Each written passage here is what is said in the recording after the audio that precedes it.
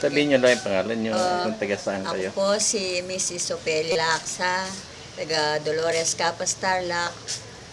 Nagte-testify po kami na sa pag-inom namin ng My Angel Oxygenated Water, gumaling po kami. Ako hindi na ako umiinom ng pampababa ng presyon. Yun lang ang iniinom ko araw-araw. At saka parang lumalakas ang katawan ko at hindi na ako nanghihina. Sana po subukan nyo para malaman nyo kung gagaling kayo. Minom kayo at masusubukan nyo. Ilang taon na po kayo ngayon? 72. Kailan niyo pa ho naramdaman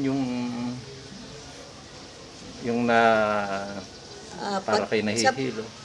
Nung una, nung hindi pa kami umiinom yan, minsan nahihilo ako. Tapos iinom ako ng Lasipil ko, yung pampababa ng presyon. Tapos yung vitamins ko, hindi ko na iniinom.